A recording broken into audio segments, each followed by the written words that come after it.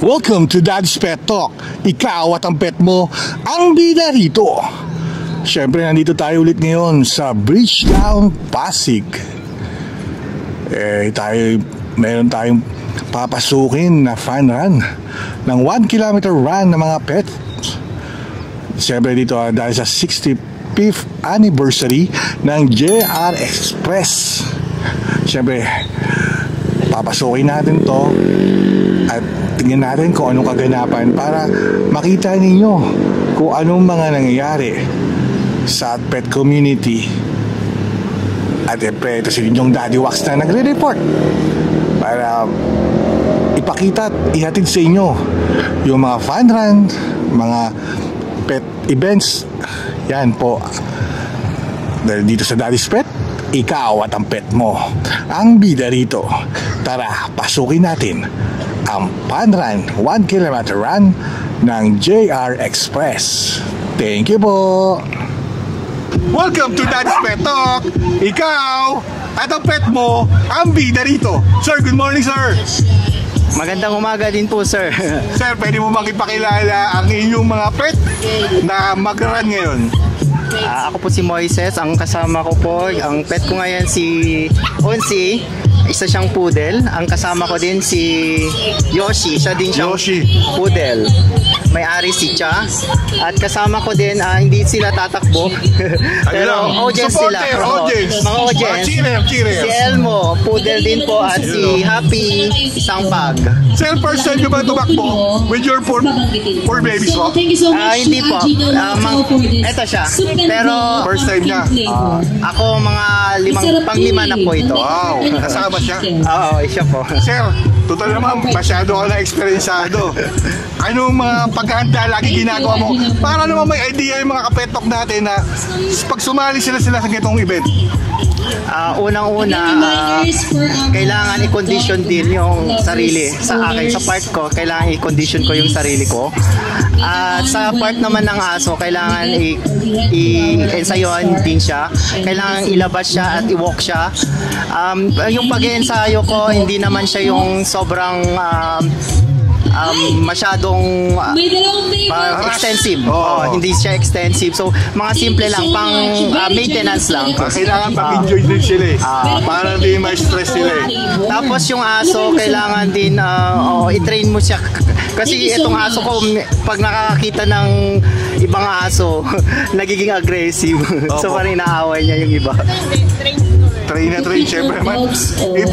Ito, sir, hindi naman bias tayo.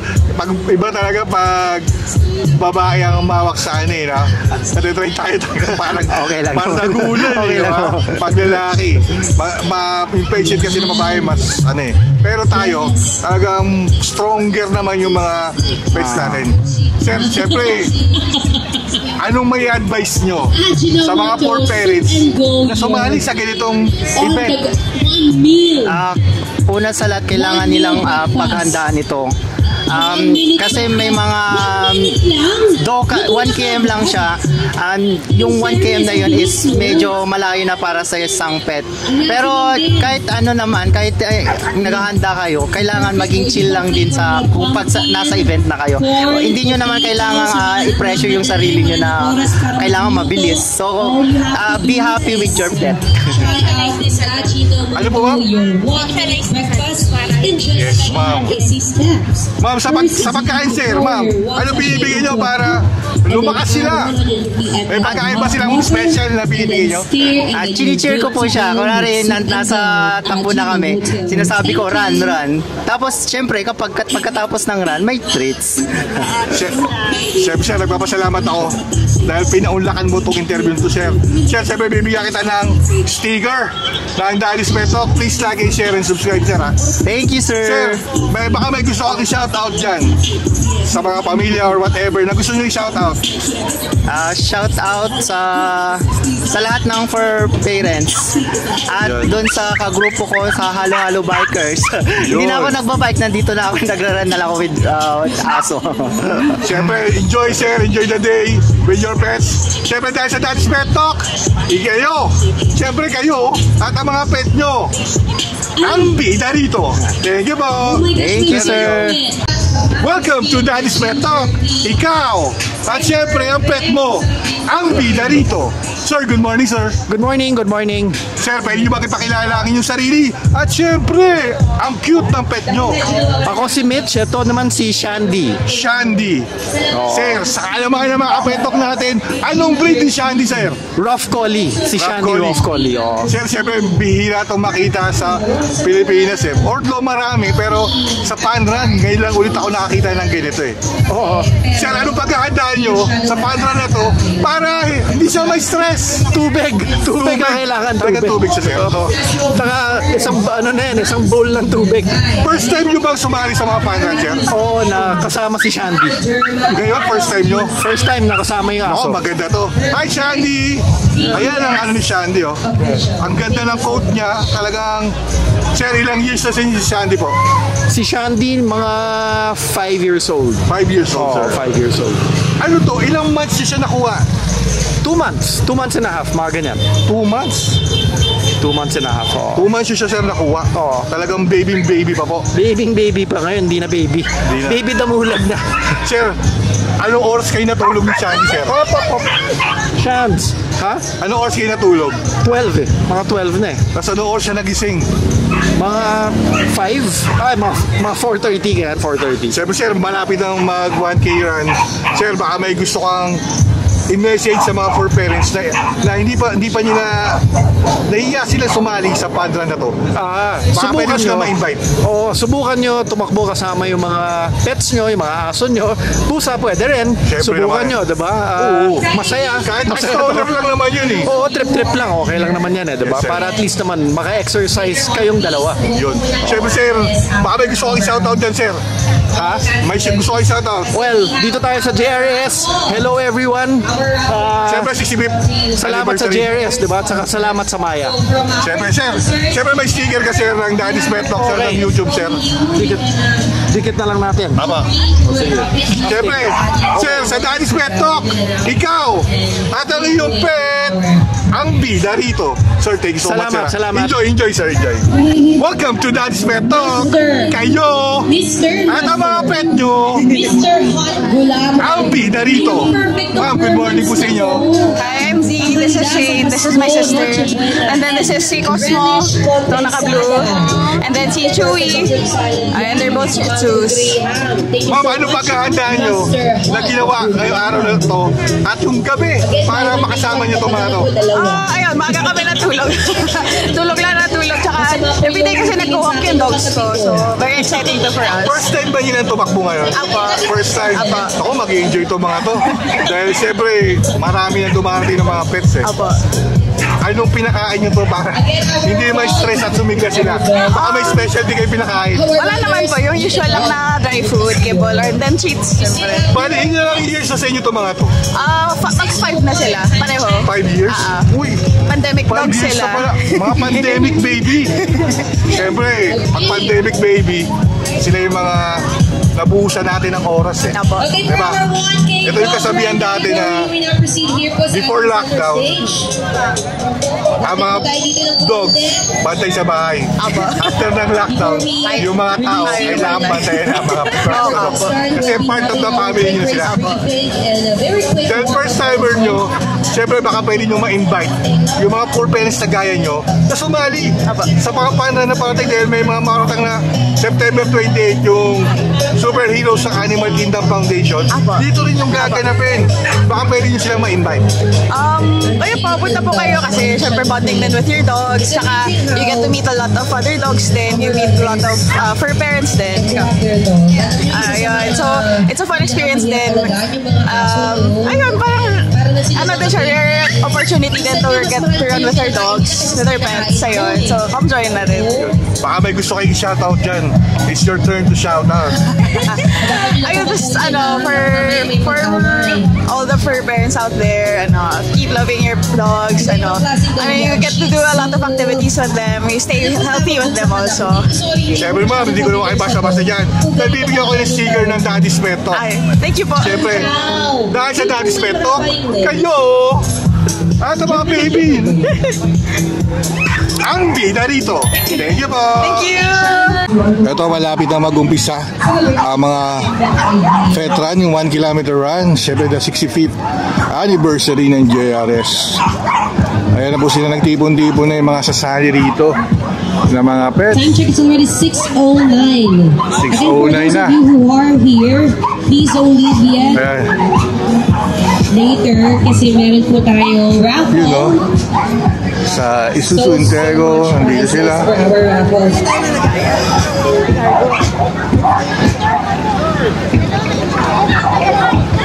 Life Fed, Thermo. Ayan. Siyempre yung mga pets natin nandito. Ayan po sila lahat. Nagpe-prepare. Nag-iwan ng mga bags.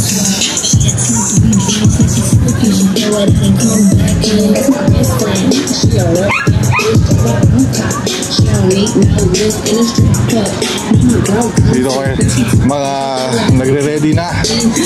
Yan sila lahat dito, pupunta sila doon, pipila na sila doon. Mag-start na ng 6:15 AM. Yan po, siyempre dito yan sa JRS 1 kilometer run. Ayan po ang JRS. Dito sa loob yan ng yung stage nila. May mga sounds kaya ayaw natin lumapit doon, baka maka-copyright lang tayo. Ayun.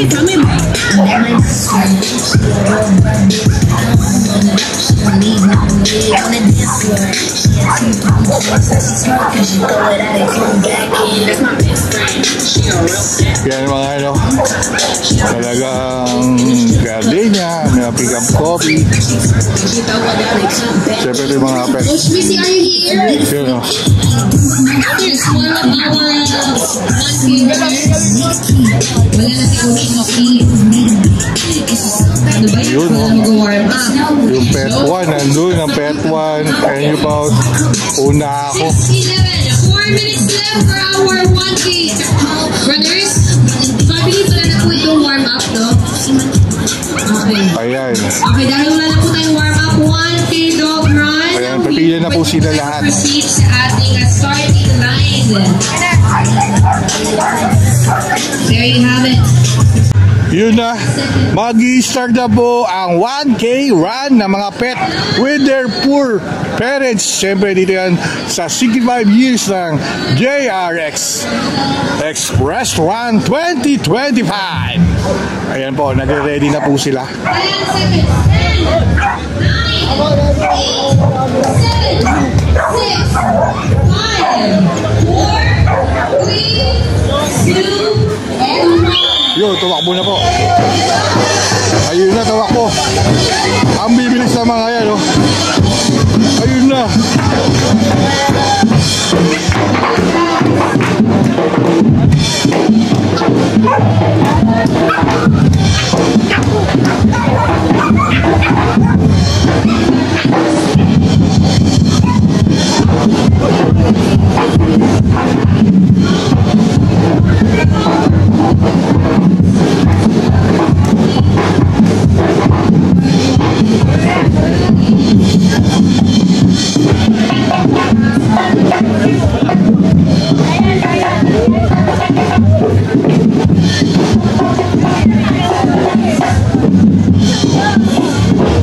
Yan na po. Siyempre may banda pa tumutugtog na background.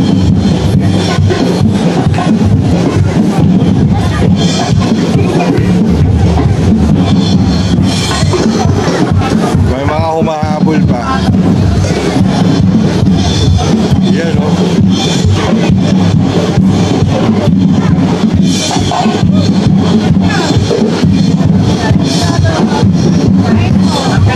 Siyempre pwede nyo naman dalhin yung mga pets na ganyan, trolley o. Ganyan o. Yun o. Ayun yan.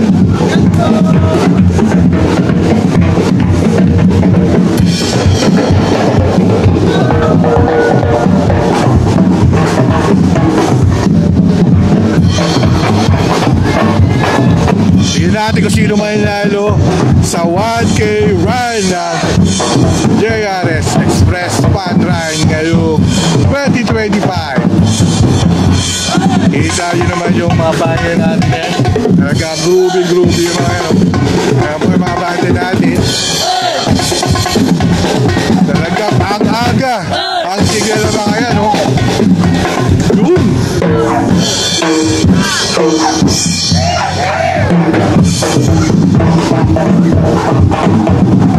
Tignan natin kung sinong mananalo ngayong araw na to. Kasi yung mga nakuhula, kilala na natin. Masuki na ng mga panran yun eh. Maiikot lang naman doon, no? Grabe na.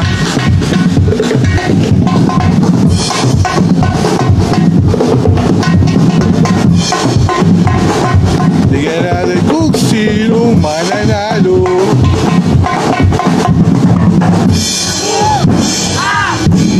Ito yung mga 5K sa 3K run, may 10K, 5K, 3K, 1K run for sa pets yung 1K. Ganito yung maganda dito. Siyempre dito lang yan sa Bridgetown. Ito na yata ang nanalo. Yun! Patay, nanalo na naman ang ating sugi. Si Ralph na naman ang nanalo.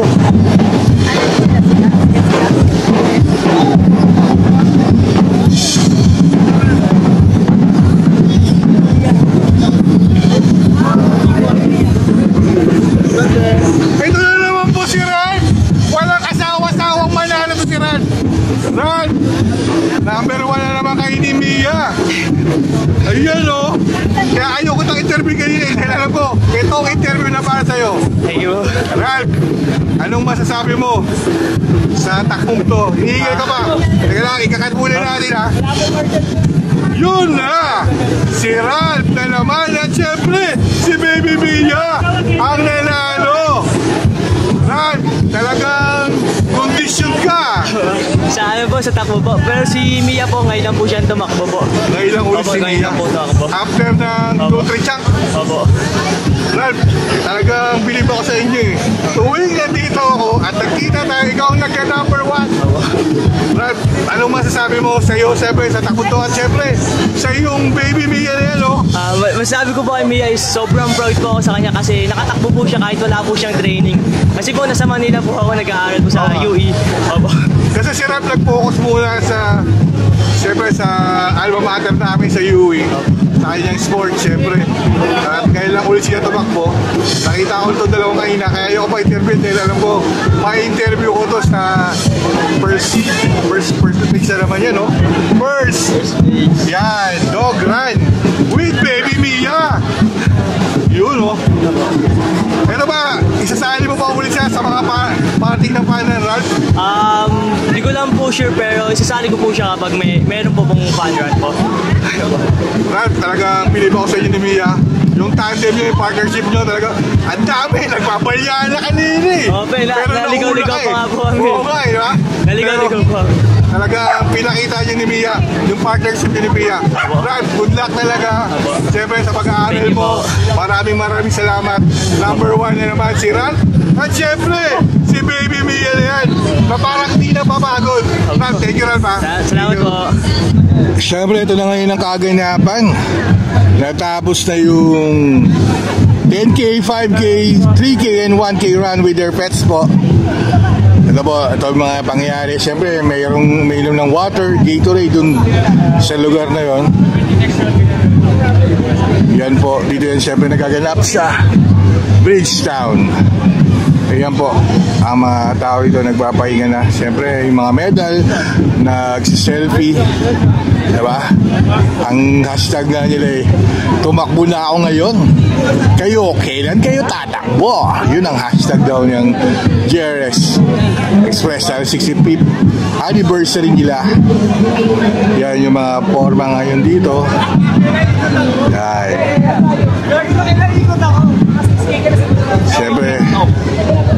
Siyempre, talagang tayo sumusubaybay sa mga kaganapan, sa mga fun run, at nire-report natin sa mga pet community natin mga kaganapan tulad ang mga getong run, no? Sana sumali din kayo sa mga fun run na mga pets.